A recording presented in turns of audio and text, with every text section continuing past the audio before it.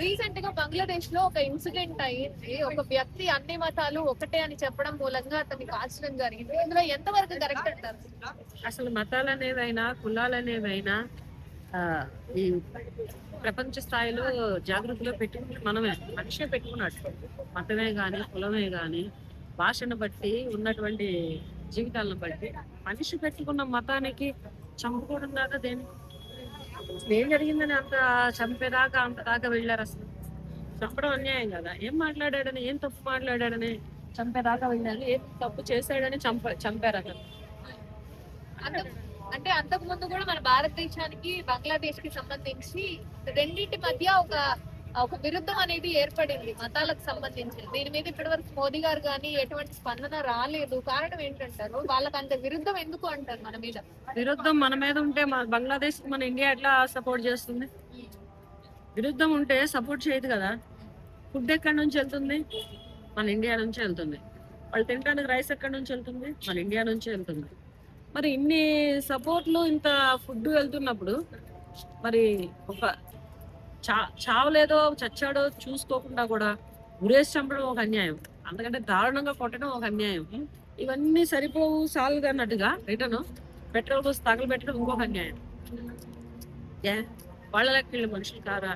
వాళ్ళ లెక్క వీళ్ళ ప్రాణాలు కావా? బ్రతకడానికి వస్తే చంపేస్తారా? మాట్లాడిన దాంట్లో తప్పే ఉంది. ఇప్పుడు వీళ్ళు చేసిన అన్యాయం, వీళ్ళు చేసిన దారుణం బయట పడిందా? వీళ్ళు చేసిన దారుణాన్ని బట్టి వాళ్ళు ప్రజలు స్పందిస్తున్నారా?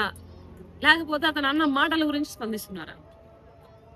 ఇప్పుడు బంగ్లాదేశ్ మరో పాకిస్తాన్ లో మారిపోతుంది అంటారు మన భారతదేశానికి పాకిస్తాన్ లో మారిపోతే ఊరుకుంటుందా మన ఇండియా దేశం?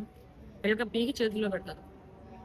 పాకిస్తాన్ వాడు వచ్చినందుకే టర్రు పుట్టి ఆ పాకిస్తాన్ లో ఆడవాళ్ళు కాళ్ళు గడ్డాలు పెట్టిన దాకా తీసుకొచ్చాడు. ముస్లిం మహిళలే గాని ఎవరైనా గాని వాళ్ళు వీడియోలు చేసి వదిలితే మన ఇండియన్ లో ఉన్నటువంటి మహిళలకి చెమ్మగిల్లని కళ్ళు లేవు, రగిలిపోని కడుపు లేదు, పగిలిపోని గుండె లేదు మన మహిళలకి. మన ఇండియన్ కంట్రీలో ఉన్న మహిళలకి వాళ్ళంతా దండాలు పెట్టి దశకాలు పెట్టే స్టేజ్ దాకా పట్టుకొచ్చింది మన ఇండియా పాకిస్తాన్. ఎందుకు ఊరుకుంటారు? ఊరుకోరు. సపోర్ట్ ఉన్నంత కాలమే ఉంటుంది. సపోర్ట్ని మించి సపోర్ట్ ఇచ్చారు కదా అని నెత్తికెక్కారో లేదంటే తాండవం ఆడితే కాళ్ళైనా చేతులైనా నదికి పక్కన పెడుతుంది.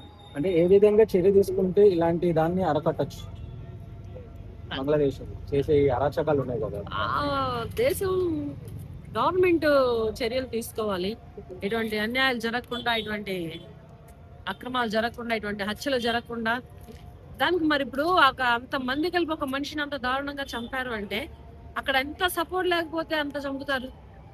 అంత ఎంబడబడి కొట్టి చావట్లేదని చెప్పి ఉరేసి అక్కడ కూడా చచ్చిపోకపోతే పెట్రోల్ పోసి చంపి అంత నేరం ఏం చేశాడు? అంత దారుణం ఏం చేశాడు? వాళ్ళ ఇళ్లలో మహిళల్ని చెరపట్టాడా? వాళ్ళ ఇళ్ళలో దొంగతనాలు చేశాడా? లేదా వాళ్ళ ఇళ్లలో ఎవరన్నా చంపాడా?